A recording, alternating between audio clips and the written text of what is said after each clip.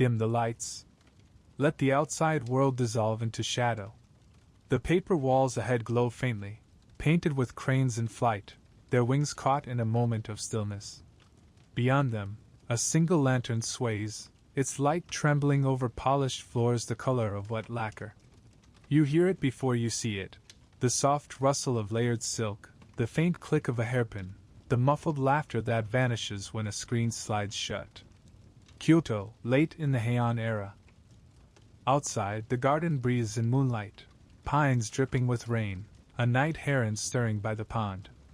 Inside, beauty is everywhere, but it is never simple. It is a mask, exquisitely painted, and behind the mask lie secrets, quiet rebellions, whispered poems, lovers passing in the dark. If you close your eyes, you can almost hear it now, the faint strum of a koto in some distant chamber, the whisper of a poem left on scented paper, the soft, almost imperceptible sigh of a door closing on a forbidden meeting. Tonight, we walk behind the palace walls. The corridor curves gently, as if it has no hurry to lead you anywhere. Its polished boards are dark as ink, so smooth that the lantern light glides over them like water. You walk in silence, bare feet against the cool wood, your hand brushing the painted screen to your left. Beneath your touch, the cranes give way to pines, the pines to a flowering plum branch traced in strokes so fine you feel you could pluck the blossom and hold it to your nose. A faint scent of aloes wood drifts toward you. Not strong. Never strong. The fragrance is meant to be found slowly, as if you had stumbled upon it by accident. Somewhere ahead, you hear the whisper of sleeves, a lady moving down another hall, and the faint metallic chime of her hair ornaments swaying with each step. We are inside Kyoto's imperial palace, sometime between the year 1000 and 1100. Outside, the moon hangs over the city like a brushed pearl. The capital is still young, just 3 centuries past its founding, and every street beyond these walls has been drawn according to the grand, almost mathematical vision of Emperor Kanmu. A perfect grid, modeled on the Tang dynasty's Chang'an, but softened by the climate of Yamato, where summers sweat and winters bite, and the scent of wisteria clings to the air longer than the architects could have planned. Inside, the air is warm, even in winter, from the carefully banked charcoal braziers hidden behind folding screens. The palace is a city within the city, with its own rhythms, its own silences, its own strict choreography of movement. Here, beauty is not decoration, it is law. You begin to see it as we turn a corner into the main hall. Pillars rise like black cedar trunks, framing spaces that feel as open as the sky itself. The ceilings are high, the walls barely there, just layers of paper, wood, and painted silk between you and the night. The architecture is not meant to keep the world out, but to filter it, so that light arrives softened, sound is hushed, and the scent of rain can drift in and mingle with the perfume on a lady's hair. And the people, the people are as much a part of the design as the buildings themselves. A courtier passes you, tall, his figure hidden beneath the sweeping folds of a sokutai robe dyed the deep green of pine needles after rain. The fabric is heavy with history, embroidered with chrysanthemum patterns that only those of his rank may wear. His black lacquered hat, the kanmuri, tilts slightly as he bows, his face pale and powdered, his eyebrows painted in the high, arching style of the time. He moves like water under ice, restrained, deliberate, with each step calculated so that no part of the garment drags where it should not. Behind him trails a retainer carrying folded letters on a tray, each wrapped in layers of paper so finely made they could almost be silk. You know without asking that those letters are more than they appear. At court, words themselves are a form of currency. A poem, written on the right paper in the right hand, can be more valuable than gold. Here in the Heian world, power is not measured by armies or coin alone. It is measured in refinement.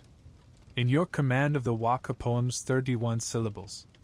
In the color combinations of your robes, subtle shifts of hue that signal both the season and your taste.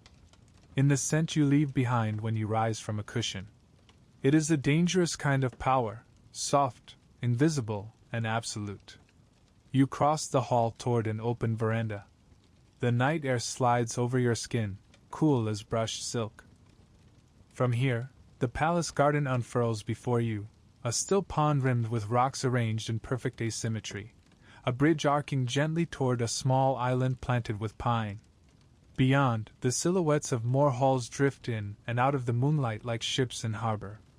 Somewhere in that darkness, a poetry contest is taking place. You can almost hear it, the low, deliberate voices of courtiers offering verses to one another, each syllable chosen with surgical precision. A woman might win admiration for her wit here. A man might lose face forever for a clumsy metaphor. This is not mere amusement. It is a battlefield in which every glance, every word, every fold of silk is a weapon. And behind the beauty, there is always something else. You sense it in the way two women exchange a look across the veranda, smiling, yet with a flicker of challenge in their eyes. You hear it in the lowered voices of men who linger too long by the garden path, pretending to admire the moon. Here, etiquette is not just about civility, it is about concealment. Passions, rivalries, alliances, all hidden beneath layers of formality as intricate as the 12 robes of the Junihaido. The breeze shifts, carrying the faint notes of a Kyoto. It comes from deeper within the palace. You follow it, passing through another set of sliding doors. Inside, the space is smaller, the light warmer. A lady sits at the instrument, her sleeves pulled around her like a spill of autumn leaves. Her hair, black and impossibly long, drapes across the floor, the ends just touching the reed mat. Her face is turned slightly away, but you catch the gleam of her teeth, darkened with ohaguro, the lacquer that marks her as a woman of refinement. She plays without looking at you, without acknowledging you at all. Here, to meet a stranger's gaze directly is almost an intimacy. The music is for herself, or for someone unseen, waiting behind one of the screens. You realize then, this is the essence of the Heian world. Beauty not as an ornament, but as a veil, one that can both entice and conceal. A courtier's grace can hide a grudge sharper than a dagger. A lady's fan can mask not just her smile, but her intentions. We leave her to her song and step back into the hall. The sound follows us, growing softer with each stride, until it is swallowed entirely by the night. Ahead, the corridor bends again, leading us toward the private quarters of the women of the court. And with each step, you feel the air change, not just in scent or sound, but in the subtle tension that hums beneath the surface here. Because behind the beauty are the secrets we came to find. The hall narrows. The hush deepens. You step past the painted screen depicting cranes taking flight over a marsh, the gold leaf catching the lantern light like the last glimmer of day. Ahead, the air is different, so still you almost hear the brush of your own breath against it.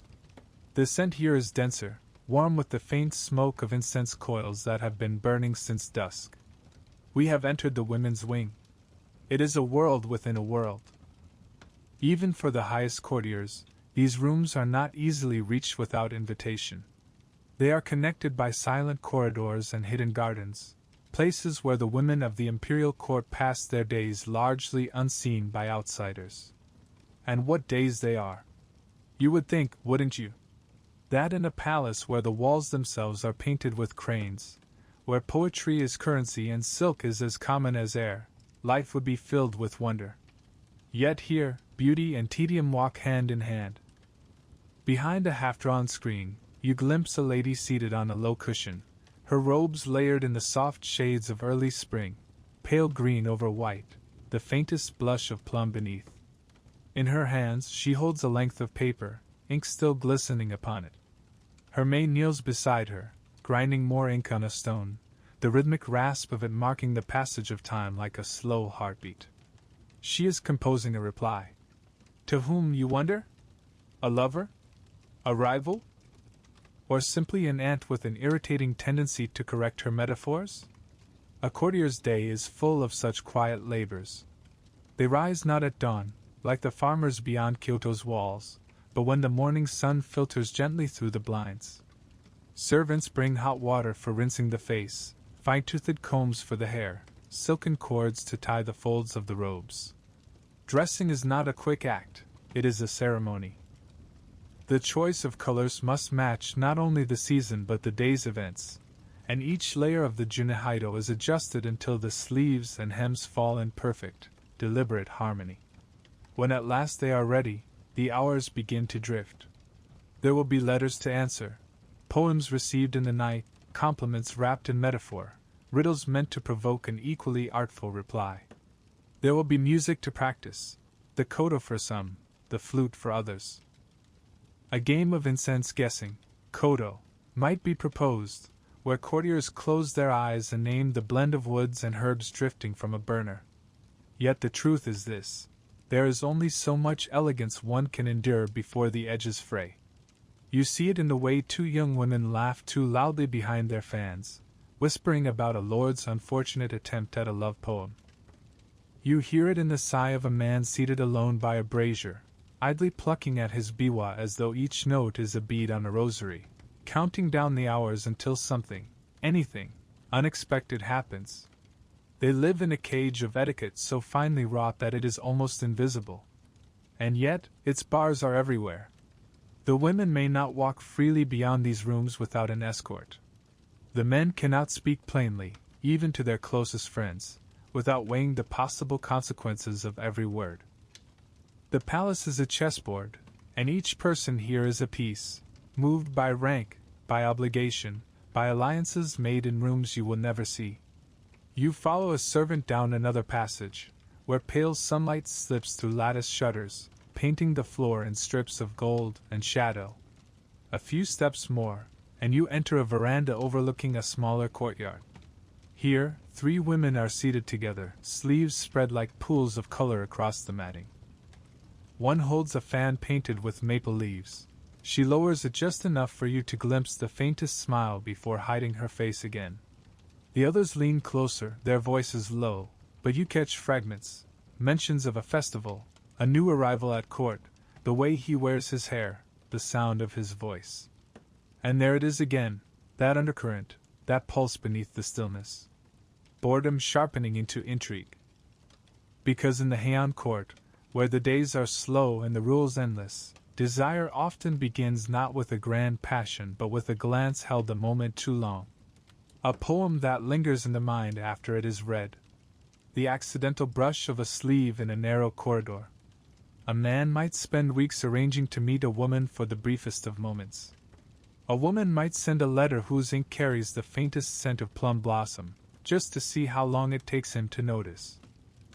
These are the small rebellions that make the days bearable, that feed the quiet hunger for something unscripted. And yet, every move is dangerous. A single misplaced word could become the talk of the palace by morning. A tryst discovered could end a career, a family's honor, a life. The women on the veranda laugh softly, the sound like wind in a bamboo grove. You wonder which of them is playing at such games, and which are already caught in them. The servant bows, gesturing for you to follow once more. Beyond the next set of screens, the corridors darken, and the air thickens with the scent of rare incense. Somewhere ahead, the sound of music fades into silence. The path now leads toward the most secret spaces, the chambers where the games of love are played in earnest, and where beauty becomes more than an art. It becomes a weapon, and we are going to see it used. The screens slide open without a sound. A pulse of warm air escapes, carrying the faintest trace of kaboku incense, fragrant wood burned only for the most private of evenings. You step through into a smaller chamber, the kind where light seems to cling rather than scatter. The walls are painted with pale silver reeds bending in a breeze you cannot feel, and in the center, a low table sits upon layered tatami, lacquer so dark it holds the reflection of the lantern above it like a still pond. Here, the rules change. In the outer halls, everything was public theater, bows, measured steps, and glances carefully portioned like rare sweets. But in these inner rooms, the game begins in earnest. It is not simply about desire, it is about mastery. about reading the currents beneath the surface and moving with them without leaving a trace. A lady enters, her sleeves whispering against the mats. She is not the most beautiful woman you have seen tonight, not in the obvious way, but there is a poise in her movements, a quiet gravity that draws the eye. Her robes are layered in shades of moonlight and smoke, the inner folds just hinting at a flush of plum. You notice the faint glimmer of her hoko's sash, and the subtle fragrance that clings to her hair, costly aloes wood, steeped for weeks before being brushed into the strands. She kneels across the table from a man whose face you can only partly see, his head bowed slightly as he writes on a slip of paper. His sleeves are ink dark, lined with a deep russet that catches the lamplight, and at his elbow rests a fan painted with cranes in flight. He is composing a poem, not merely to impress, but to set a challenge. Because in the Heian court, love is not declared. It is crafted. The man writes, pauses, and breathes over the ink to hasten its drying. Then he folds the paper in thirds, places it upon the lacquer, and slides it toward her with a deliberate slowness that turns the act into something intimate. She takes it without looking at him, opening it so her eyes, half hidden by lowered lashes, are the only part of her face he can see. She reads. You see the faint curve of her lips, not quite a smile, but the ghost of one, and then she reaches for her own brush.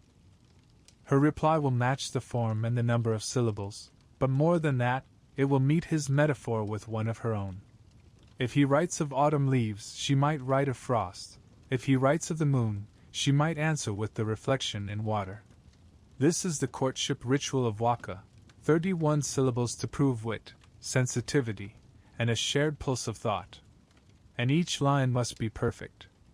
A clumsy choice of image is not just an artistic failing, it is a social one. And poems are only the opening gambit. Beyond the exchange of verses lies the far more dangerous custom of yobai, the night visit. By day, a woman of rank is rarely seen by men outside her family. By night, her lover might come in secret, slipping through the palace like a shadow. The risk is immense. If he is discovered, there will be consequences, not the polite frown of disapproval, but disgrace, exile, perhaps even the quiet removal from court altogether. You can almost hear it, the faint rustle of straw sandals in a moonlit corridor, the slide of a door in the dead of night, the muffled laughter quickly swallowed by silence. These encounters are brief, sometimes lasting no longer than a single watch of the night, but they can ignite affairs that ripple through the palace for months. In the morning, the ritual continues. A lover is expected to send a Kinujunga poem, a morning after, verse named for the robe hastily donned at dawn. This poem is not a thank you, it is a careful weaving of affection, regret, and longing into a single breath. Fail to send it, and you have not only insulted the woman but jeopardized your entire standing. The man at the table has finished his second poem. This time, he tucks it into a folded fan and sends it via a young attendant, who scurries off through a side door. Somewhere in the palace, another woman will open it, catch the scent of his chosen incense, and know exactly who has written. And so the game spreads, letters traveling like whispered rumors, sleeves brushing in corridors, glances caught and hidden in the space of a heartbeat. But for all its elegance, the game of love is not safe. Every gesture is layered with risk. Rival lovers may send mocking replies in another's name. A misplaced letter might be read aloud in the wrong company. Even the choice of paper can betray too much, coarse fibers suggesting haste, rare dyed sheets suggesting a depth of feeling better kept private. The lady across from the man finishes her reply. She sets down her brush, folds the paper, and, without meeting his eyes, passes it back. He receives it as if it were a holy relic, slipping it into the sleeve of his robe. Their hands do not touch. They do not need to. The words between them are already a binding thread. Outside, the wind has risen, stirring the blinds so they sway and clatter softly against the frames. Somewhere far off, a drum sounds, a signal for the changing of the night watch. The lovers hear it. They rise, bow, and part without a word, disappearing into separate corridors as though nothing at all has passed between them. But you have seen it. And as you follow the lantern-lit path deeper into the palace, you feel the change in the air, the awareness that here, desire is not the opposite of restraint, but its twin. That the most dangerous passions are not those shouted in public, but those wrapped in silk, bound in paper, and hidden behind a painted screen. The scent of aloes wood lingers in the corridor long after the lovers are gone. Ahead, a faint light spills from another room. There will be more to see, whispers to overhear, glances to catch, because in this palace, the game never truly ends. The corridor swallows you again, its lanterns spaced far apart so that you move through alternating pools of gold and shadow. The scent of aloes wood still clings to the air, though fainter now, like the aftertaste of a dream you almost remember. Ahead, a single maid bows deeply, her forehead nearly touching the floor, before sliding open a set of painted screens. We step into a world that few men ever see. The women's quarters are warm, quiet, and almost startling in their intimacy after the open halls and public spaces of the palace. The light here is softened by blinds woven from thin bamboo and silk threads, casting pale stripes over the floor. In the center of the room, two ladies sit at a low table, sleeves pulled in colored waves around them, while a third kneels at a mirror stand, drawing a comb slowly through hair that spills down her back like liquid ink. It is late enough in the evening that the formal audiences are over, yet the work of courtly life is never truly done. Letters are still being answered. Poetic replies are still being debated. And, most important of all, rumors are still being shaped into currency. Here, a woman of the Heian court might spend the better part of her life without ever walking the streets of Kyoto. She will not stroll through markets or cross bridges without permission. She will not ride into the countryside. Most days, she will not leave her own wing of the palace. Her world is made of paper screens, polished floors, and gardens viewed from behind blinds. And yet, do not mistake her for powerless. In this gilded confinement, influence flows in subtler ways. The most dangerous maneuver in this world is not the clash of swords, but the flick of a fan. A noblewoman can endear or destroy with the words she chooses to repeat, or to withhold.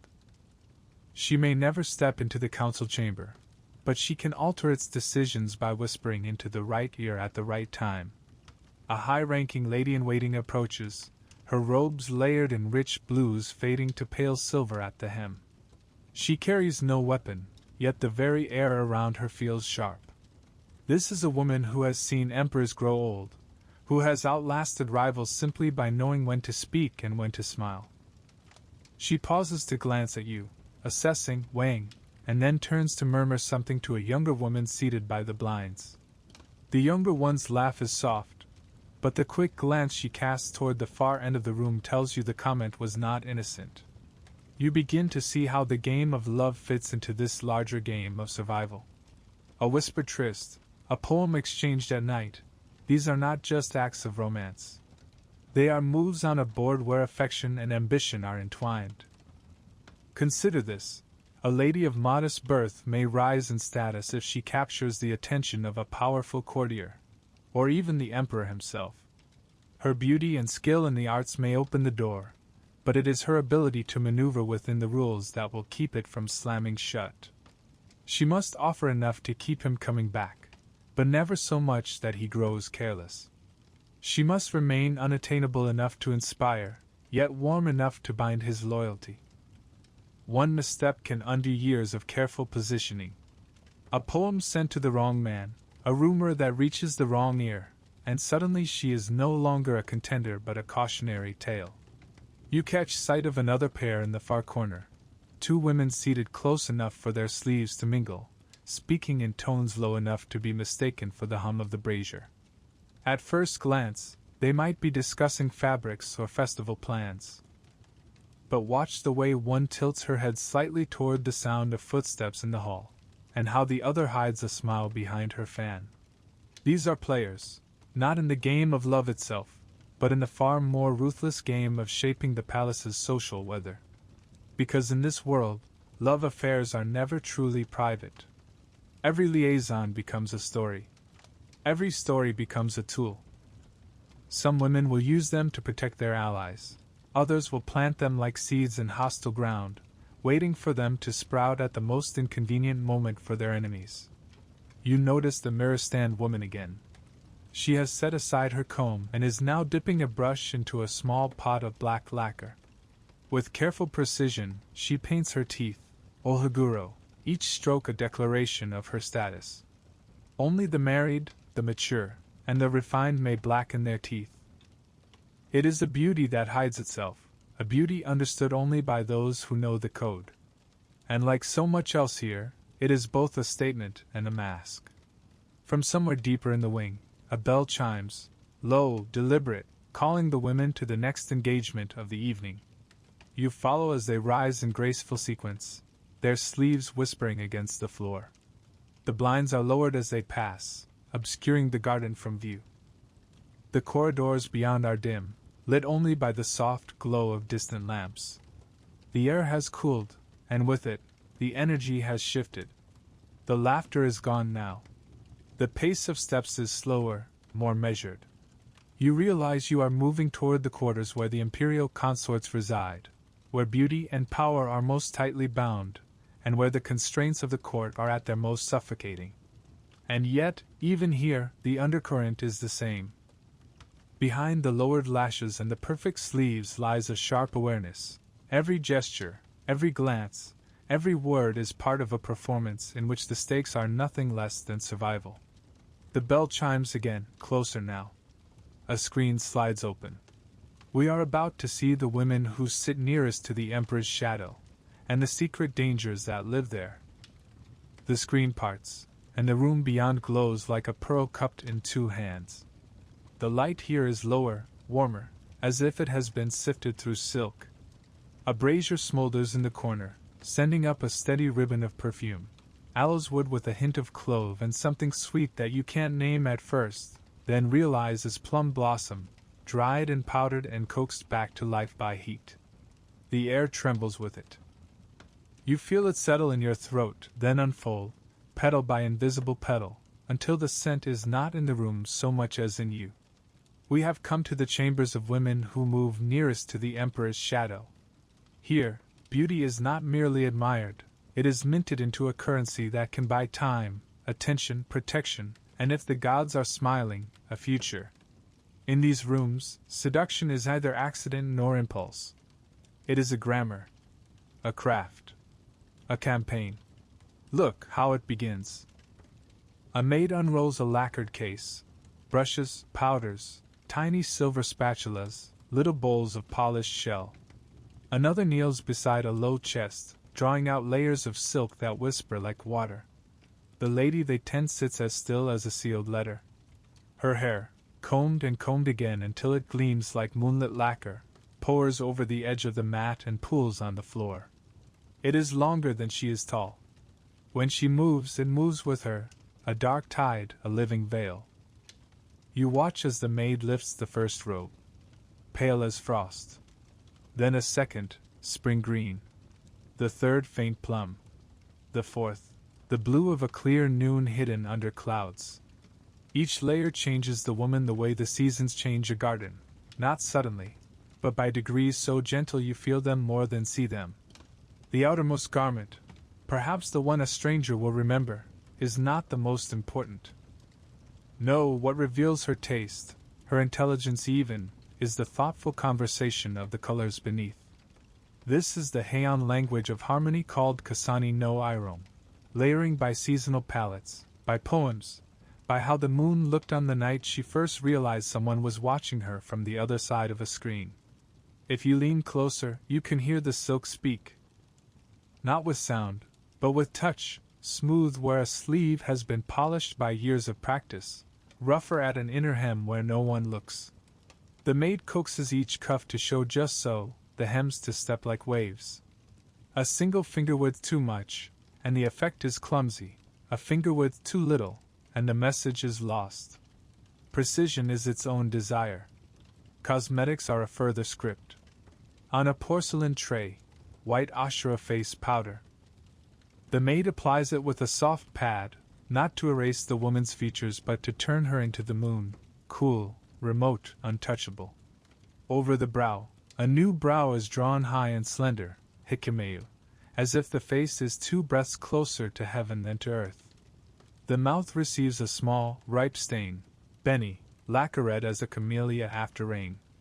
Then the teeth, already blackened with ohaguro, catch the light for a second when she laughs at something whispered too low for you to hear. What is beauty here? It's a riddle you're meant to answer without speaking, distance made intimate, artifice made sincere. Shall we burn Chiara? Asked the senior maid, referring to the rarest aloes wood. The lady shakes her head with the slightest tilt. There is a time for Chiara, for lightning strike clarity and sharpness of memory, but tonight calls for something more suggestive, less declarative. She chooses a blend she's had aging for months, a plain of sandalwood, a sliver of ginkgo aloes, a thread of clove, a breath of cassia, an almost imaginary brush of musk. The grains are measured like syllables. When the mixture touches ember, the smoke rises and bends the room's edges. The fragrance is not a cloud, but a path. If you close your eyes, I murmur to you. You can almost hear the faint strum of a koto, and the muffled laughter of a lover slipping away before dawn. You do close them. And for a heartbeat the scent turns into sound, the brush of sleeves, a poem folded and unfolded, the softest thud of a sliding door eased shut by careful fingers. Seduction begins long before 2 people speak. It begins with air. A messenger arrives. He kneels, head low, and presents a tray, folded papers, each sealed with a different knot of crimson thread. The lady receives them as a priestess might receive offerings. Paper is not paper here. It is skin. It has tooth, memory, a gendered fragrance. She touches the first with her knuckle. Kozo fiber, well beaten, dyed the faintest gray blue. Miss, the paper seller had called it. The second is pink like plum flesh. The third, white shot with gold dust, as if it remembers snow. She lifts the first to her face and inhales. A man's incense clings to it, cooling, resinous, with a quiet undertow of bitterness. She already knows who sent it. She hasn't read a word. This is the invisible arena where the war is fought, ink, fiber, scent, knot. He sends 31 syllables, waka, crisp and exacting, to test the hand that will answer him. She studies his brushwork before she studies his metaphor. How deep does the ink sink at the start of each stroke? Does he lift and hover at the turn, or does he trust the line and let it arc cleanly? A lover's breath will one day fog her hair. A lover's ink today fogs the paper. Both are judged. Her reply will not flatter him. That would be a child's move. She will receive his moon and answer with water, and in the water, the moon breaks into 4 pieces and brightens. She will shift the season by half a step. She will leave a hinge in her last line, so that even after he reads it 10 times, it still opens. The brush trembles slightly. Not from nerves. From calculation. Tremor is a spice. If she made the calligraphy too perfect, it would close like a door. Talk to anyone who has known love here and they will tell you, the fragrance of the paper mattered as much as the poem. A woman collects incense in sachets, little silk moons tucked into sleeves and hair. A man's scent is a signature more reliable than seals. More than one courtier has been betrayed, or saved, by the smoke that clung to his hem at the wrong moment. Watch the fan. It rests on the table as if it had never meant anything more than a breeze. But fans are maps and shields and hidden windows. When she opens it, the painted image reveals a season, a wish, a playful insult. When she closes it, the snap says what she cannot. In a crowded room, a woman half hides her lips behind the ribs of a fan and looks down, but not to demur, to sharpen. A raised fan corner is a door left ajar. A lowered fan is a closed poem. There is an art to letting the lacquer catch a lantern's flame and throw it back in a man's eyes for the length of a breath. An art to dropping the fan as if by accident so that the outer robe slips the smallest distance from her wrist, revealing the inner lining she chose 2 hours ago for exactly this moment. Inside the inside, a line from a beloved poem stitched in a color so close to the silk you only see it if you already know it's there. Notice what she never reveals: her face entire, her voice at full volume, her decision immediately. Delay is an instrument. The room between gesture and reply, the pause, becomes a chamber where the other person begins to imagine. Imagination is the part of the body most easily seduced. Out in the corridor, a carriage bell tinks faintly, ox drawn, lacquer black, curtains closed. Someone significant is either arriving or leaving. The women do not look up. Their war continues under the skin of silence. A maid brings the mirror. It tilts, catching the lady in the room in a single frame, Kyoto on the far mat, incense smoke braiding itself into the rafters, an arrangement of plums cut to suggest wildness but stopping just short of disorder. She studies her reflection like a general unrolling a map. Any flaw will grow teeth in a palace like this. Any perfection will sprout enemies. She adjusts a hairpin, tortoiseshell, carved with vines. The adjustment adjusts nothing and everything, shifting the pin a thumb width toward her ear. A thumb width can begin a rumor. It can also stop one. She beckons. A younger woman kneels close, and the lady teaches her how to tie a sash so that the knot says, "Approach," to anyone who knows how to read it, and "Beware," to anyone who doesn't. The younger one's hands shake. The older steadies them with a touch that is not quite motherly, not quite martial. "Again," she says, and the knot blooms on the third try into something that looks careless and took 20 years. We step through another screen, and the world changes temperature. Here men sit, 3 courtiers and a prince, attended by boys who pour sake and pretend not to memorize everything they hear. A Kyoto rests across 2 cushions, a biwa leans against the wall like a spare word. The talk is easy, a koi scene leaping in the palace pond, a few lines from the tale of Genji repeated and debated like scripture, the weather's turn. They smell of lacquer and ink and smoke, of horses occasionally and more often of clove buds chewed against bad breath. Their sleeves are dark, but the linings flash when they move, rust, pine, storm. When the women enter, they do not enter. They flow, like a long sentence that refuses a period. No face is fully shown. A friend speaks first, the lady herself speaks last. She seats herself where the lamplight will gild the edge of her cheek and leave the rest unavailable. She offers a poem to the room, not to a man, and the poem does not beg. It stands. A question curls at its end like smoke. A contest begins, Kyoto, the incense game. The attendant brings tiny mica plates, a warmer, and grains of scented wood. The first blend rises, a little Chiara after all, but mostly Rokoku, sharp, severe, wind on pine. Each guest writes an impression or names a classic combination. Moon over the water, clear autumn sky, left bank of the Uji. The room counts syllables under its breath. One man, the prince, guesses wrong deliberately at first to disarm. Then right, 3 times in a row to alert. The lady tastes the smoke on the back of her palate, and names not a pattern but a memory, the sound of bamboo and last year's frost. There is a murmur, small but genuine. Memory, after all, is the sharpest spice. Do you see how the game wins without wounding? The scent has shifted the ground. For the length of the burning, they all stand on the same invisible field. The right guess is grace. The wrong one, if confessed with wit, is charm. Only Burrs insist the answer matters more than the company. By now the room has warmed. Sake glows the ears. Words loosen, but only slightly, and only by design. An attendant sets a tray of folded paper on the lacquer. The men each take one.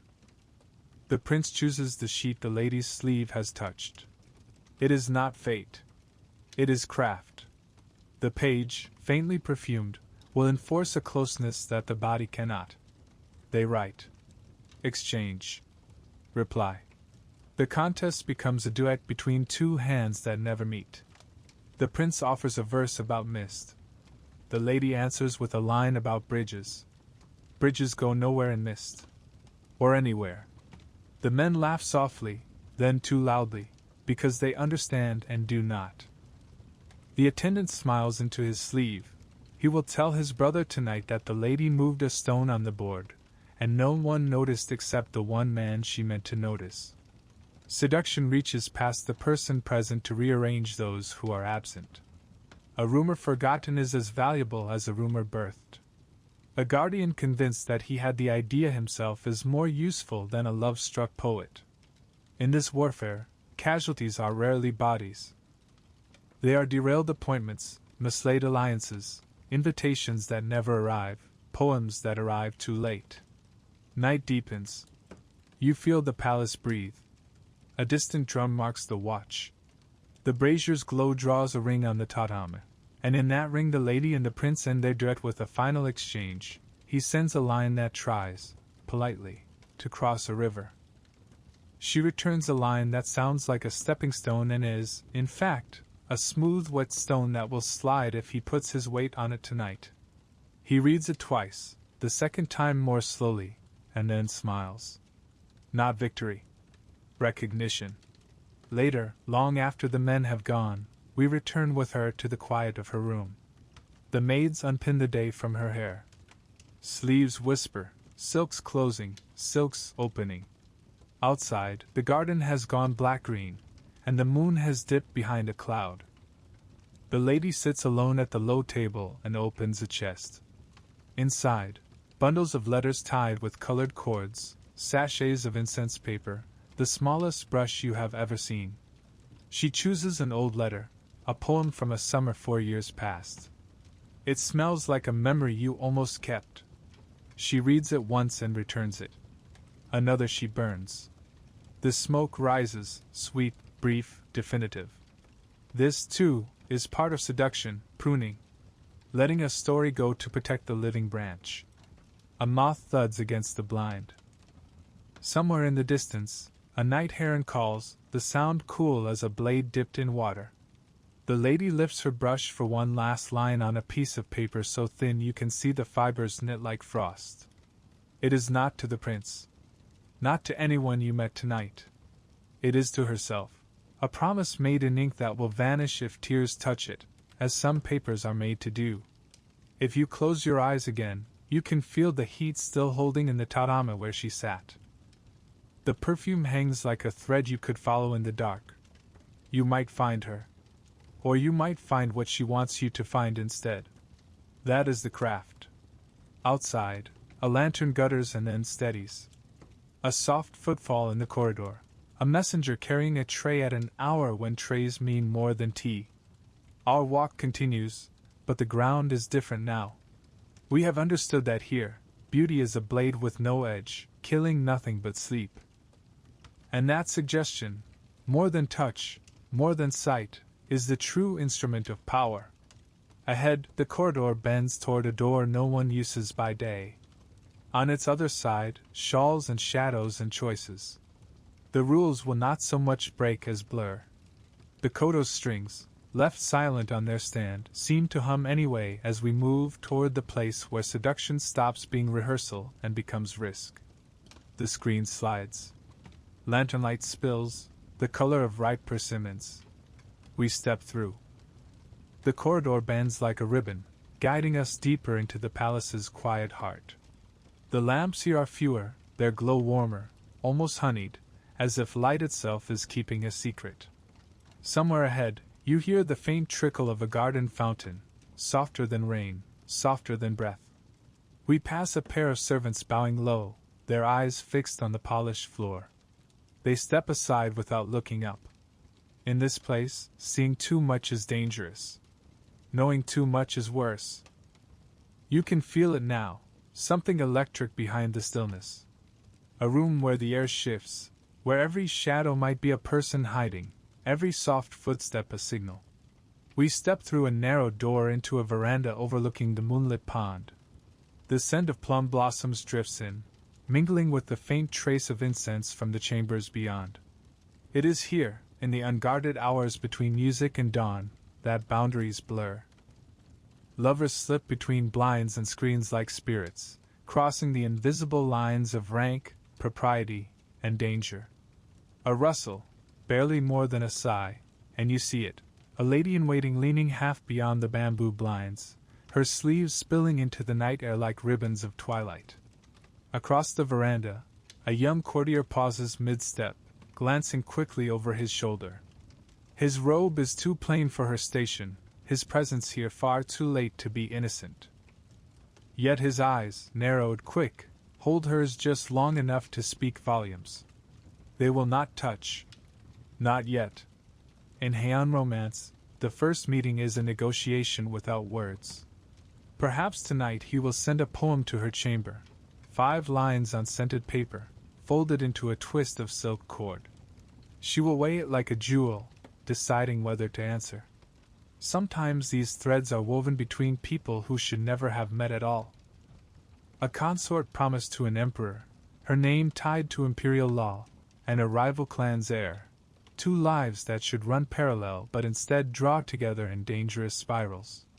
Their letters must be hidden inside fans or stitched into the lining of sleeves. Servants become messengers, and the smallest error, a misplaced syllable, the wrong fragrance, could unmask them. The dangers are not only political. Even the lesser-born who serve in the palace risk everything for a single night. A stable boy caught in a lady's chamber could be dismissed, exiled, or worse.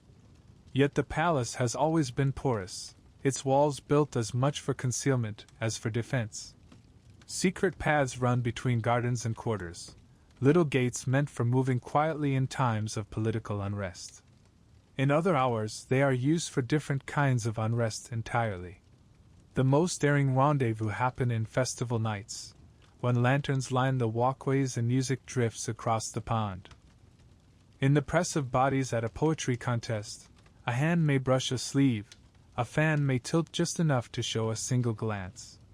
Lovers might disappear among the winding garden paths, returning only when the dancers have grown tired and the wine is almost gone. And yet, some encounters happen with no plan at all, a chance meeting when blinds lift in a sudden breeze, revealing a face that changes the course of years. You and I linger in the shadows now, watching the courtier approach the veranda where the lady waits.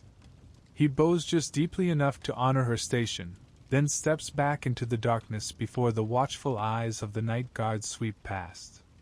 A flicker of movement inside her sleeve suggests something, perhaps a folded paper, has just changed hands.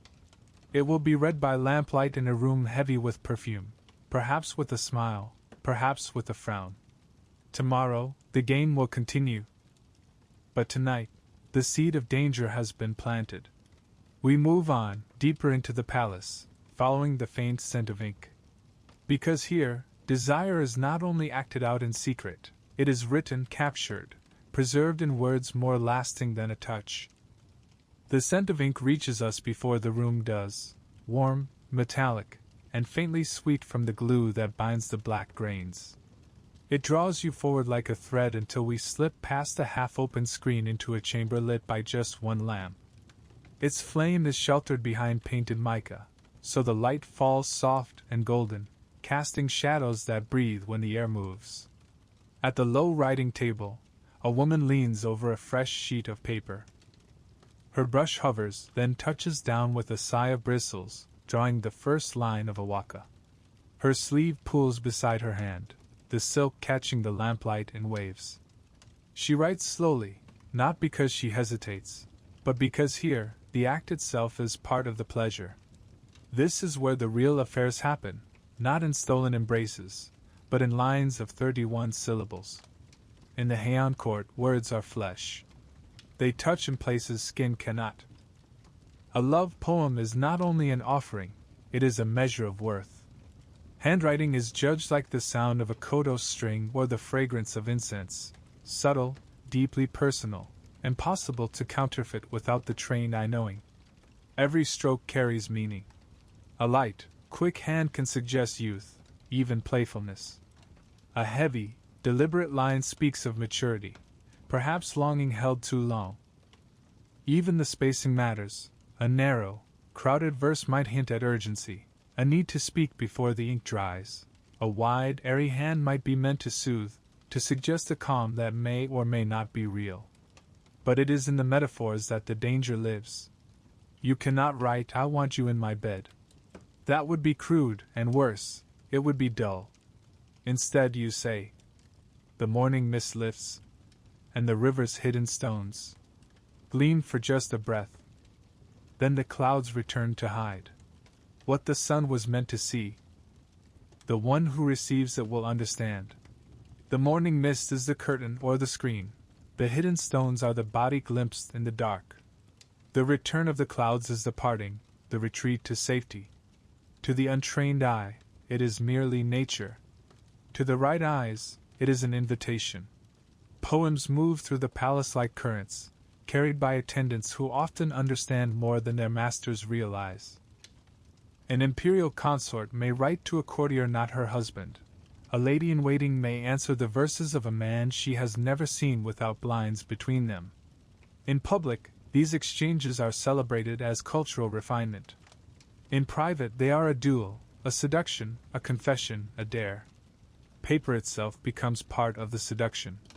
Coarse paper for playfulness, thick and cloud-like for intimacy, dyed with indigo for nights, with pale pink for spring. And always, the paper carries scent. The blend is a signature: aloes for restraint, sandalwood for calm longing, clove for sharp desire. A man might know a woman's hand before he sees her writing simply by inhaling. Some poems are direct in their metaphor, flowers blooming open in a single night. Others require a mind trained in layers. In one famous affair, a man sent only a half-finished verse. Beneath the thin ice. The woman's reply, the next morning. Spring water stirs and darkens. You must tread lightly. It was an answer and a warning, both delivered in the space of a breath. But these games could be deadly. A rival could intercept a verse and twist its meaning, turning subtlety into scandal. An innocent seasonal image could be painted as a confession. A poem too bold could cost a woman her place, a man his post. Even the smallest hint of impropriety might become fuel for political maneuvering. And still, the poems flow. Here, in this lamplight, the woman finishes her verse. She dries the ink with a scattering of fine sand, folds the sheet, and ties it with a thread dyed the color of new bamboo. She slips it into a lacquered fan, then hands the fan to her attendant. No word is spoken. The message will find its way to its reader, even if it must pass through a dozen hands. The attendant bows and leaves. The woman sets aside her brush and leans back, looking toward the blinds. Outside, the moonlight spills across the veranda like silver water. She smiles, just faintly, at some private thought. We step out after the attendant, following the faint scent of sandalwood down a side corridor. Somewhere ahead, a bell tolls the late hour. The palace feels quieter now, but beneath the stillness runs that constant pulse of intrigue, the knowledge that every word written tonight will ripple through tomorrow's air. The corridor turns, and we hear laughter, low, rich, edged with rivalry. It is the sound of the court's games returning to the open, where poetry becomes performance and seduction hides in plain sight. We are about to step into a festival night, where poems are exchanged between games, dances, and fleeting touches in the crowd. And there, the next moves in these unspoken duels will be made. The laughter fades behind us as we turn into a corridor that smells faintly of cedar and candle wax. The stone beneath our feet cools with each step, as though we are walking not just through space, but away from the heat of the night's intrigues. Ahead, the shoji panels give way to heavy wooden doors carved with lotus blossoms, their petals worn smooth by decades of hands. The doors open inward, and suddenly the air changes. We are in the palace's private temple. The light is dim, golden from oil lamps set before tall bronze Buddhas. The sweet smoke of Chiara aloes wood spirals upward to vanish into the beams, curling around the chanting of a monk whose voice is low, steady, unbroken. The chant is an ancient river, always flowing, always the same, and yet you feel it touching you differently with each breath. Here, the palace wears its piety like a ceremonial robe. In public, the courtiers speak of detachment, of the impermanence of all things. Heads are bowed, eyes half-lidded in reverence. But you and I have walked far enough into this world to know the truth. The temple is as much a stage as the garden or the veranda. Look at the kneeling figures. The men are arranged in quiet ranks, the women behind screens woven of fine bamboos so their forms are silhouettes against the lamplight. Yet from where we stand, you can see the small betrayals of posture, a head tilted just slightly toward a voice, a sleeve's shadow falling closer to a neighbor than it needs to. Even in prayer, the game moves forward. Buddhism, here in the Heian court, is both a mirror and a mask. The mirror shows the fleeting nature of beauty, the cherry blossom that falls before it can be touched, the moon that hides behind clouds just as you begin to admire it. This impermanence gives their passions a sharper edge. After all, what is forbidden love but another blossom doomed to fall? The mask is more intricate.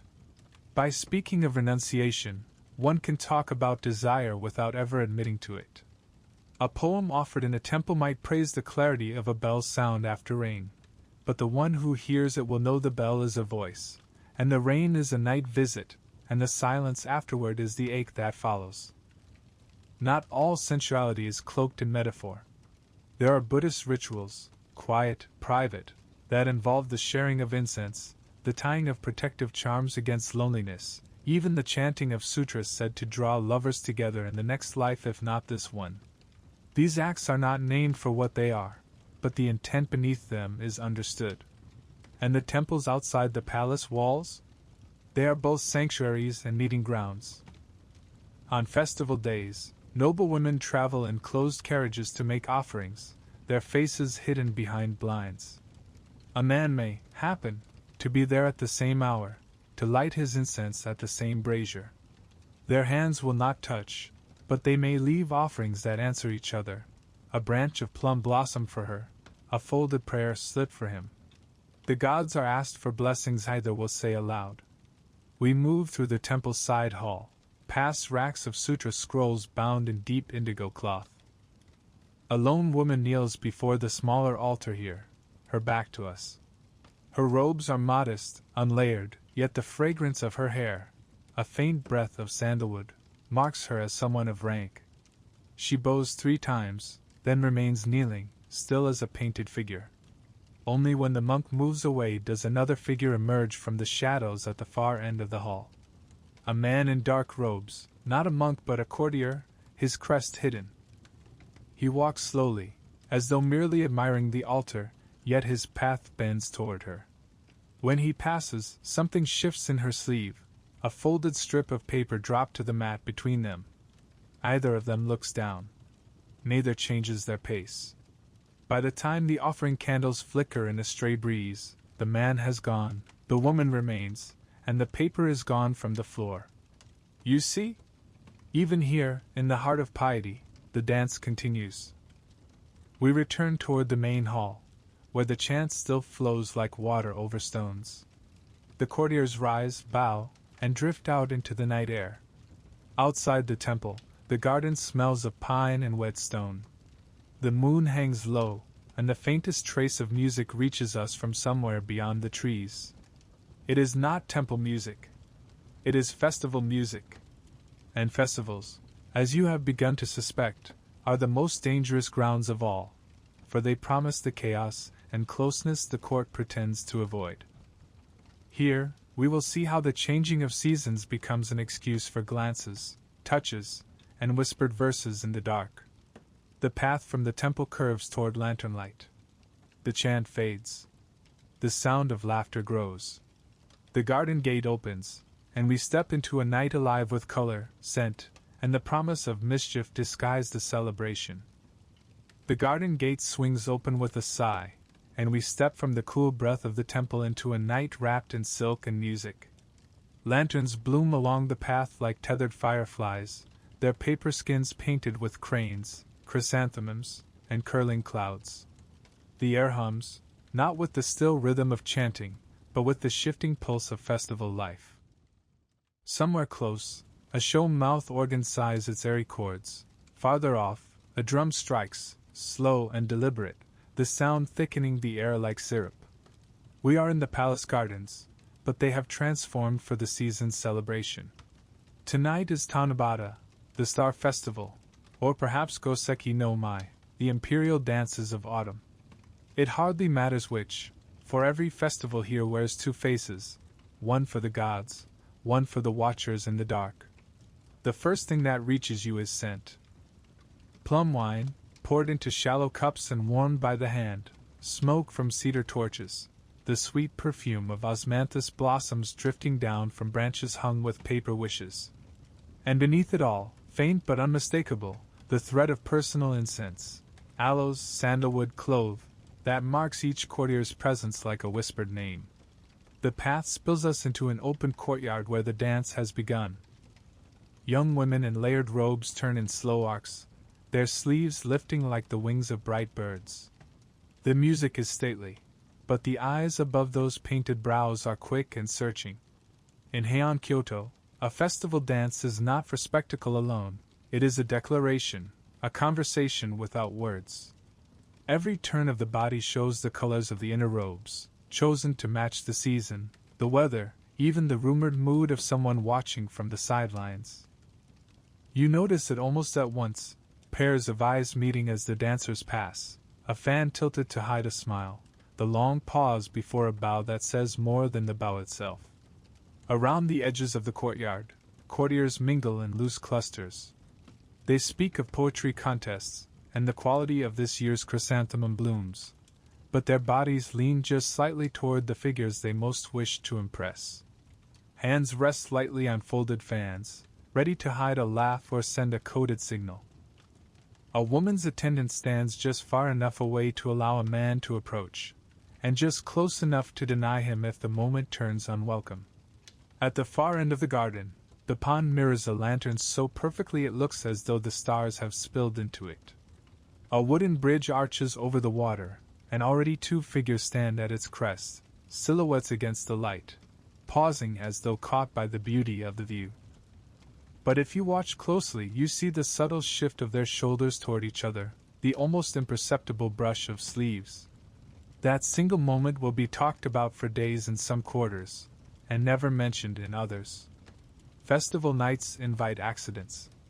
A man may happen to spill his sleeve against a lady's as he offers her a cup.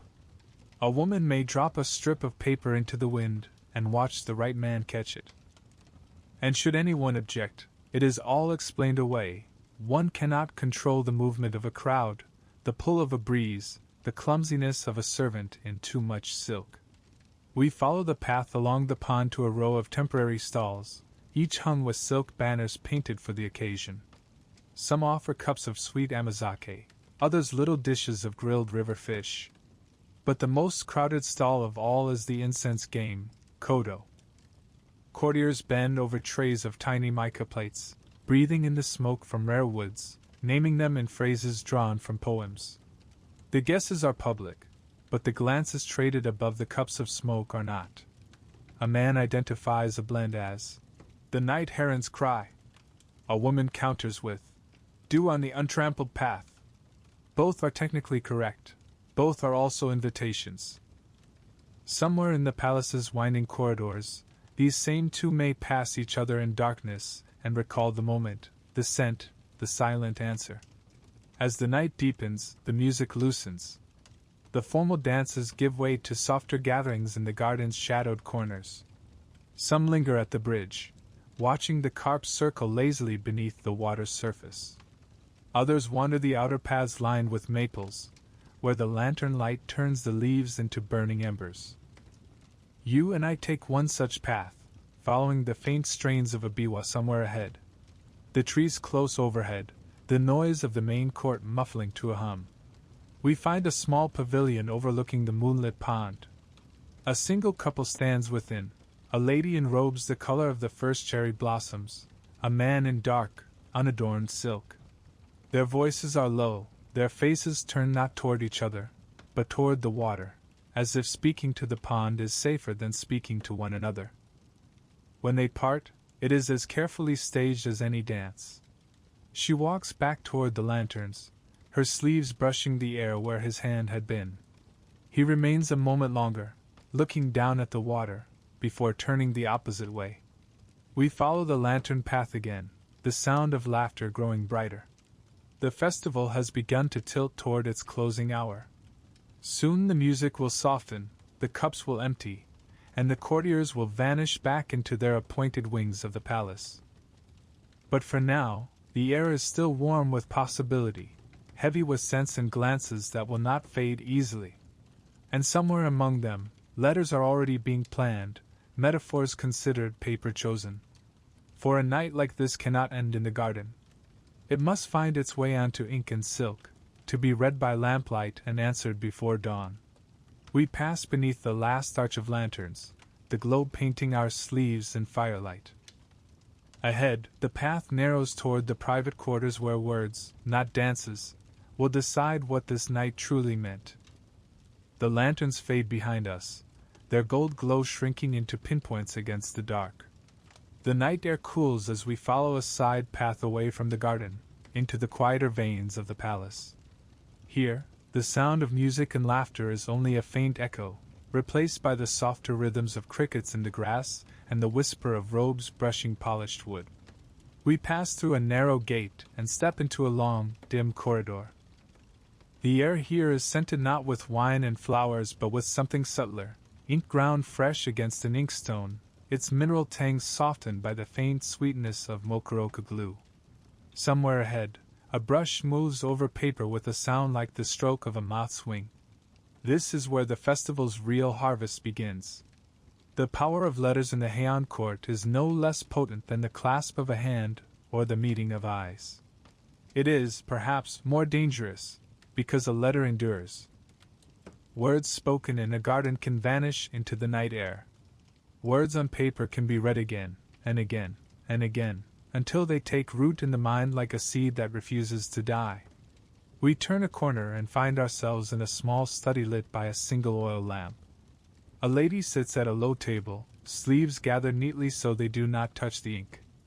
Before her lies an array of papers, each chosen not for utility but for meaning. One is dyed a pale pink, the shade of plum petals just before they fall. Another is a soft mist gray, thin enough that the light passes through it. A third gleams faintly with gold dust scattered across the fibers, like sunlight breaking on water. Each speaks differently, even before a single word is written. Beside the papers rests a small, lidded box. The lady lifts it and breathes in the fragrance. Her personal incense blend, the same she wore to the festival. It will cling to the paper as a signature, carrying her presence to the reader in the dark hours of the night. A courtier might know the sender before breaking the fold, simply by inhaling. She chooses the mist-gray sheet. The brush in her hand is as much a weapon as a sword in a general's. The ink flows across the fibers in strokes measured to the heartbeat. She is not careless. Every line is weighed. In Heian, Kyoto, handwriting is a portrait of the soul. A heavy, deliberate brush might suggest longing carefully restrained. A quick, light hand can seem playful, almost reckless, though even recklessness here is crafted with precision. The words themselves are a riddle. Beneath the spring moon, the shadow of the willow drinks from the river. If I were the water's path, where would you rest your hand? It is a question without being a question, an invitation without saying come to me. The willow is herself, the river is the night, the hand is, well, the man who will understand without needing to ask. The poem is folded into thirds, then tied with a thin silk cord dyed the color of her underrobe. Even the knot is chosen for its message, loose enough to untie in a single pull, yet just firm enough to suggest hesitation. She sets it aside for her attendant, who will deliver it not directly, but through a chain of hands, each link trusted, or at least silent. This is how letters move through the palace, hidden inside fans, slipped into the folds of a sleeve, tucked beneath a lacquer tray. At every stage, discovery is possible. That possibility is part of the thrill. A man receiving such a letter will read it under lamplight, perhaps in the stillness before dawn. He may touch the paper more than once before opening it, letting the perfume rise. He will read the lines aloud in a whisper, testing the syllables in his own mouth. Then, if he is bold, he will answer before the ink has cooled on hers. We leave the study and follow the faint sound of steps down another corridor. There, in a chamber lit only by moonlight through bamboo blinds, a courtier sits at his own low table. The letter has reached him already. The grey paper lies before him, its folds now loose, the cord resting like a shed ribbon beside it. He grinds his ink slowly, perhaps to savor the anticipation, perhaps to steady the hand. When he writes, his lines are narrower than hers, his brush lingering on the final stroke of each character, as if reluctant to let go. His reply does not mirror her question directly, it drifts around it, adding a layer for her to unwrap. Where the willow leans, I would rest as the shadow rests upon still waves, not stirring, not breaking them, only becoming their shape. He folds it, knots it in a darker cord, and calls for his messenger. And so the chain continues. We walk on, and as we pass the sliding screens of other quarters, we hear the same soft sounds repeated, brushes on paper, cords being tied, drawers sliding open and shut. Somewhere, a low laugh drifts through the night, and a maid's footsteps quicken to deliver something before the watch changes. In this way, the festival has not ended. It has only transformed, from color and music under lanterns, to ink and fragrance under the moon. By dawn, dozens of letters will have crossed paths, each carrying a drop of desire wrapped in the season's poetry. Some will be kept for years, others burn before daylight touches them. Ahead, the corridor bends toward the larger audience halls, where the whispers carried on paper sometimes swell into open scandal. That is where we are going next, into the stories of those who gambled too boldly, whose letters and liaisons tipped from subtlety into spectacle. We follow the bend. The lamp ahead flickers once, as if in warning. The lamp ahead flickers, once, twice, then steadies, as if it has made up its mind to survive the draft. We follow its thin column of light into a wider gallery where the ceilings lift, and the shadows have places to hide. Somewhere beyond the corridor's bend, a biwa plucks a single, melancholy note, and lets it run down the spine of the night. Here, in these long rooms with their painted cranes and quiet floors, secrets come to molt. They shed their delicate feathers and grow talons. A steward passes us with a lacquer tray held level as a horizon. Upon it, a folded letter tied with indigo cord, the knot a neat, choking throat. He moves like a man bearing incense to the altar, but the set of his jaw betrays it. This is not devotion he carries. It is tinder. We slip after him. At the far end, the gallery opens into an antechamber of pale light. A handful of courtiers are gathered there, too casually, voices pitched too low. Their laughter has the shine of oil on water. On the central mat sits a senior counselor, thin as a brush handle, face washed with that immaculate stillness only decades of power can teach. Beside him, a low table waits like a stage. "Shall we?" someone breathes, as if we had been discussing tea.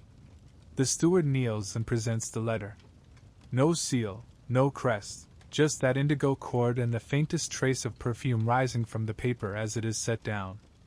A woman's blend, unmistakable, aloes wood tempered with sweet osmanthus. The counselor does not touch it. He lets the scent do the first speaking. The room listens. Then, with a gesture as gentle as rain, he nods. A secretary slides the cord loose with a nail grown long for exactly such tasks. The paper opens like a wing. The secretary reads, not loudly, not with cruelty, but with an almost priestly calm, each syllable enunciated so cleanly that no one can pretend misunderstanding later. When willows shadows lean to drink the moonlit stream, I pretend to sleep, lest your reflection find me unprepared to be the shore. No name is spoken, none is needed. The scent, the hand, the season hidden in the choice of willow and moon, everyone present can build the bridge. Eyes tilt toward a particular side screen. The ripple of attention tightens and then, politely, relaxes, like a news testing its knot. It is exquisite, murmurs a lady whose kindness is minted in private. And yet, one wonders for whom such clarity was intended. This is how a scandal begins here, not with a shout, but with a compliment. The counselor inclines his head the barest degree. One also wonders, he says, how a poem so private swims ashore on common mats. He refolds the sheet without touching the ink. The steward reties the cord, now in a knot that promises audience instead of intimacy. The letter has been converted. A whispered breath has become evidence. If you close your eyes, you can almost hear the faint strum of a Kyoto, and the muffled laughter of a lover slipping away before dawn, now replaced by the careful turning of minds. The air feels cooler. A door slides somewhere far off. You and I have walked long enough among these screens to know that every public reading of a private letter has a preface written in shadow. Perhaps a rival intercepted it by bribing a boy who carries trays. Perhaps a discarded scrap, practice strokes, dried on the edge of a blotting sand, was gathered and matched to a hand. Perhaps a mirror letter was forged, the right paper, the right perfume, the right tremor in the brush, just enough to deceive a woman's aunt at midnight and ruin a woman by morning. Here, mimicry is an art with teeth. They will not say forgery out loud. Not yet. The counselor will instead suggest an inquiry into the overfamiliarity of messengers, the imprudence of shared drawers, the lamentable diffusion of ink in our age. He will summon the head of household attendants and speak with compassion about carelessness. He will be praised for guarding propriety even as he widens the crack. We drift back into the corridor as the circle tightens, leaving behind that exquisite chill of polite disaster. A night breeze slides along the floor and lifts a corner of a screen, the paper sighing as it settles. How many curtains has breath like ours disturbed tonight? There are other stories waiting behind these doors, already heavy with their own perfume. One turns on a fan. It belonged to a minister's daughter, lacquer ribs, painted with cranes flying into a cloud bank. During Goseki, she let it fall as she stepped into a dance. A prince stooped to retrieve it and found, tucked along a hidden rib, a verse meant for another man entirely. One crane for each line of the poem. One gasped "ah" from the prince before he smiled, soft as smoke, and returned the fan without comment.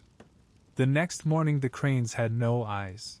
Someone had gently scraped them away with a shell. The minister's daughter retired, to contemplation, before noon. Months later, the fan's ribs were found reforged into hairpins in the coffer of a lady we are not naming aloud. The pins were plain. It was not their work to be beautiful. It was their work to be memory.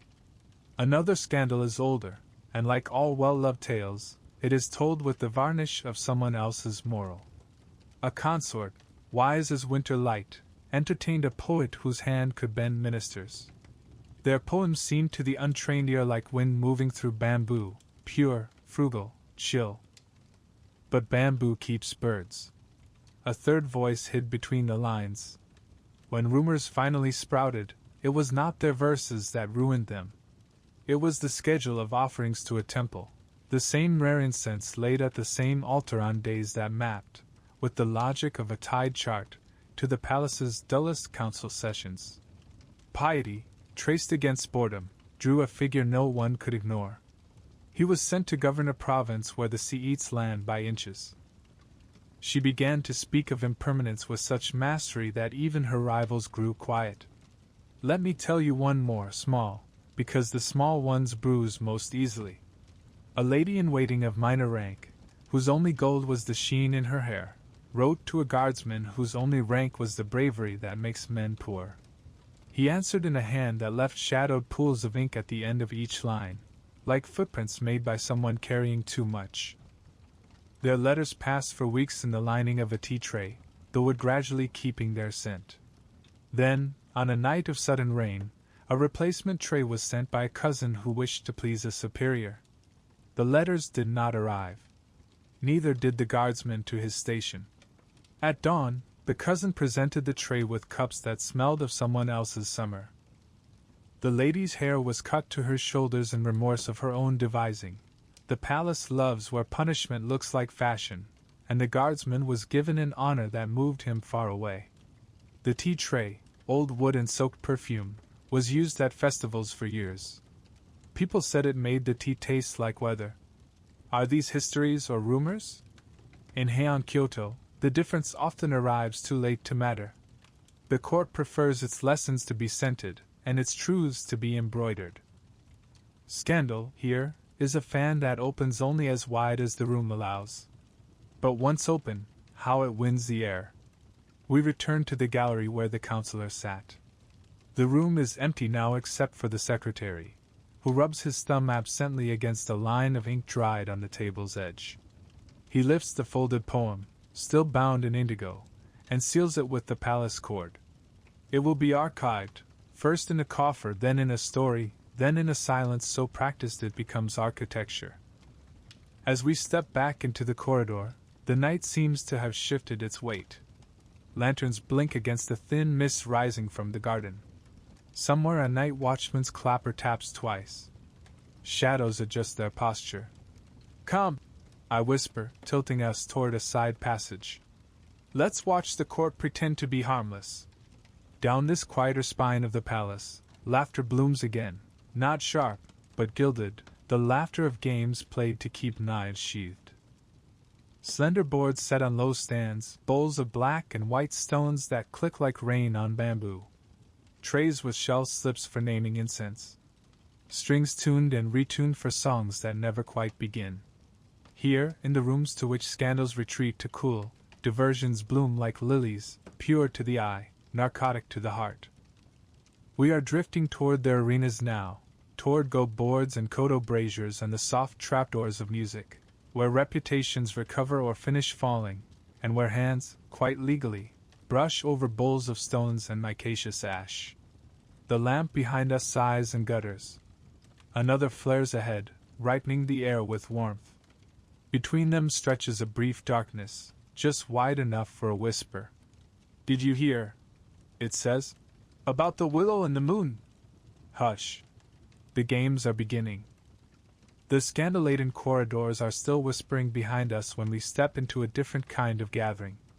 The air here is not thick with rumor, but with the sharper sense of sandalwood incense and warm sake.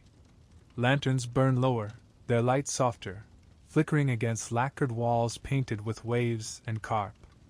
We've wandered into the rooms where pleasure is not loud or public, but deliberate, where games and performances serve as the scaffolding for desire. On one side of the chamber, two courtiers lean over a go board. The black and white stones rest like tiny planets between their poised fingers. But the game is more than a contest of territory. It is a duel in patience and suggestion. A man places a stone, not looking at the board but at the woman opposite him, his hand lingering above the bamboo grid just long enough for her to notice the faint tremor in his sleeve. She replies with a move so bold that it seems almost careless, except it cuts off his advance completely. They exchange the smallest of smiles, and you realize that winning or losing here is not the point. The point is to be seen thinking, to be measured, to let the other person imagine what else your mind might calculate. At another table, attendants are setting out a tray of tiny incense burners for Kyoto, the incense matching game. Small packets of powdered woods, aloes wood, sandalwood, clove, are being warmed, each scent drifting invisibly through the air. Players are blindfolded one at a time, invited to breathe deeply and guess which fragrance matches the master sample. It is a game of memory, but also intimacy, leaning in close, brushing against a sleeve, inhaling the same air another has just touched with their breath. The wrong guest draws laughter. The right guest draws something subtler, a raised eyebrow, a slow nod. In the far corner, musicians are tuning their instruments, a koto, a biwa, and a bamboo shakuhachi flute. The first notes slide into the air, long and slow, like drops of water falling into a still pond. A lady seated on a cushion tilts her head as the melody swells, her hair spilling forward like black silk. Music in the Heian court is not just art, it is a confession in a language that no one can accuse you of speaking too plainly. One wrong note might mean nothing to most, but to the person who knows your heart, it could mean I am waiting for you tonight. Games in the Heian court are never just games. They are veils. We move past the circle of poets, each with a brush and a strip of paper. A theme is given. First frost on a hidden pond, and each must compose a verse before the lamp burns down to its next ring. The verses are read aloud in turn. Some are delicate, little sighs of longing wrapped in metaphor. Others are shamelessly competitive, drawing murmurs and stolen glances toward the poet bold enough to write a frost melting beneath a lover's touch. And then there are the private games, the ones never recorded in polite diaries.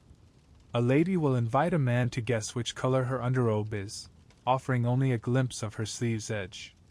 A lord will challenge a rival to identify a fan's owner by the perfume clinging to its folds. These challenges are often wagers, with the prize being not money or goods, but something far more valuable, a moment alone. The room grows warmer, not from the lanterns but from the web of unspoken questions hanging in the air. Who will leave together tonight? Who will return to their chambers alone but with a promise sealed in a folded slip of paper? You feel it, the pulse of the court in these moments. No raised voices, no blatant declarations. Just the soft percussion of stones on a board, the low hum of a flute, the perfume of incense curling upward into the rafters. And beneath it all, the quiet understanding that every game here is a rehearsal for something riskier, something that may unfold in shadows before dawn. A servant passes, sliding the screen open to let in a draught scented with the night garden. Somewhere beyond, a different kind of contest is brewing, not of wit or fragrance, but of survival in the labyrinth of rivalries that beauty has built. We follow the scent of night air toward it, into the place where the delicate masks slip, and the smiling players show their sharpest edges. That is where jealousy waits. The night garden swells around us as we step beyond the game rooms, its cool breath washing away the lingering heat of incense and sake. Moonlight lies like a sheet of silver across the raked gravel, broken only by the soft sway of pines. The air smells cleaner here, almost pure, yet the purity is a deception. Out in this stillness, the court's most dangerous game waits in silence. Jealousy in the Heian palace is not loud. It does not shout in corridors or slam lacquered doors. It moves quietly in the same slow, deliberate way a shadow creeps when the moon shifts behind a cloud. It is built of observation, patient accumulation, and the knife-point precision of timing. We walk along the veranda, our steps muffled by the smooth boards. A small group of ladies-in-waiting is gathered ahead, their sleeves drawn close, their voices low. They glance over their shoulders once, twice, before returning to their murmured conversation. You hear laughter, a little too sharp to be kind, and the faint, deliberate tsk of someone drawing in breath through their teeth. What could they be speaking of? A robe worn out of season. A verse copied too closely from another's hand. A man who lingered at the wrong set of blinds during the festival. In this court, anything can be ammunition if framed correctly. The first true strike of jealousy is never in the open. It begins as a seed, an insinuation dressed as concern. A lady remarks to a friend that she is worried for another's reputation, having seen her walking alone after dusk. A steward repeats this worry to someone in the target's household. By morning, the concern has become an observation. By evening, an observation has become a certainty. Sometimes jealousy is painted in colors. Imagine, a woman learns her rival has been praised for the delicate harmony of her robes. Plum over pale green, signaling the turning of spring. The next day, the jealous one appears in the same colors, but with a deeper, more extravagant outer layer. Courtiers will note the echo and begin to whisper, "Who wore it first? Who wore it better?" The praise, once pure, now tastes of rivalry. But jealousy in this place is not always so petty. It can be lethal. We turn down a side passage lit only by the moon through paper blinds. The air here is cooler, carrying a faint metallic tang beneath the scent of pine. It is in such quiet corridors that whispers harden into weapons. You've heard, perhaps, of the perfume wars, a story so often retold it has the sheen of myth. Two women of high rank, both competing for the emperor's notice, began to alter their incense blends in subtle ways, each trying to create a scent the other could not mimic. One night, a maid was bribed to spill the rival's blend into her robed chest, saturating her garments so thoroughly that the scent clung for weeks.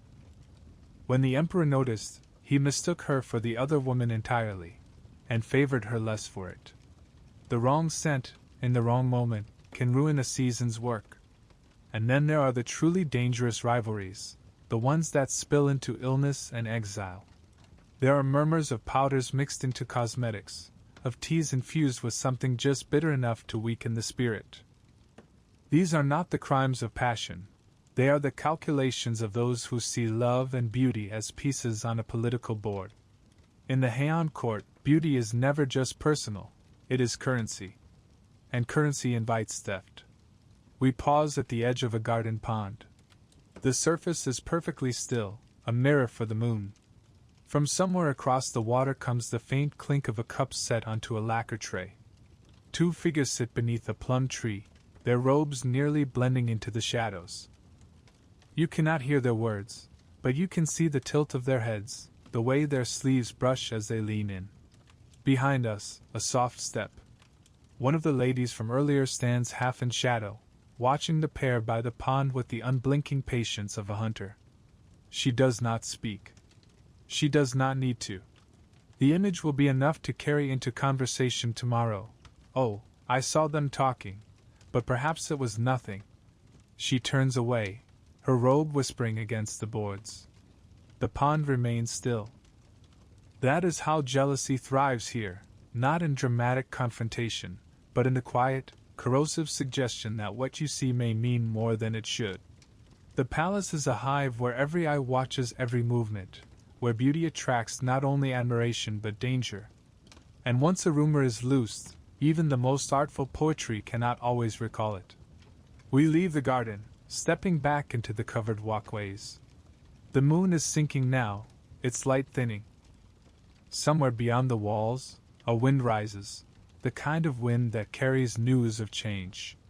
Soon, the games of love and rivalry will meet a new force, one that will not play by the rules of poetry and incense.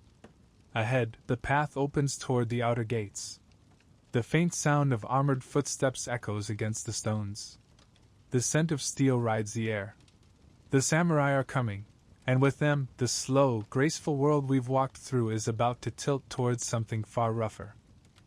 The wind finds us before the sound does, cooler, sharper, threaded with the faint sting of iron. It slips along the covered walkways, bending the paper blinds inward, brushing past the lingering perfumes of plum and sandalwood as if impatient with such softness. When the sound follows, it is steady and heavy, the measured tread of boots on stone, the faint clink of armor shifting with each step. We pause at the corner of the veranda. Beyond the palace's inner wall, lantern light flickers against shapes that are not courtly silhouettes. The samurai have come. They do not move like courtiers. There is no trailing of sleeves, no languid turns of the head to invite notice. Their presence is direct, cutting through the still air like the stroke of a blade. Their armor catches the torchlight in small, cold flashes. The sword hilts at their sides are plain but absolute, each one a line drawn in the air that no amount of poetry can blur. This is not the first time warriors have stepped inside the imperial city. but it feels different now. In the early days, they were an outer wall, an ornament of force to protect the ornament of beauty. But as the years passed, the outer wall grew teeth, and now the teeth are inside the garden. The Heian court had always believed its power lay in refinement. Influence was measured in layers of silk, the elegance of calligraphy, the subtleties of incense and verse. But to the rising warrior class, such things were shadows on the shoji screens, beautiful, yes, but without weight when the earth trembles under marching feet. We followed the veranda toward the outer gate, watching as the guards exchanged bows with a tall figure in lacquered cuirass. His hair is bound high, his face lean, sun-browned in a way that speaks of open fields and battlefield winds. When he bows, it is crisp, no slow melting of the spine, no flirtation hidden in the angle of the head. It is respect without deference. Inside the palace walls, the games continue. Poems are still exchanged, robes still layered for the season, lovers still slip notes into sleeves. But the notes now travel through a world that is shifting under their feet. Beyond the blinds, rumors speak of clan wars, uprisings, and a growing belief that power should belong to those who can hold it with steel, not silk. The change is not abrupt. The Heian world does not collapse in a single night, it frays. At first, the samurai are a presence only at the edges, standing watch at festivals, escorting noble processions to temples. Then they begin to settle in the capital, taking positions of authority.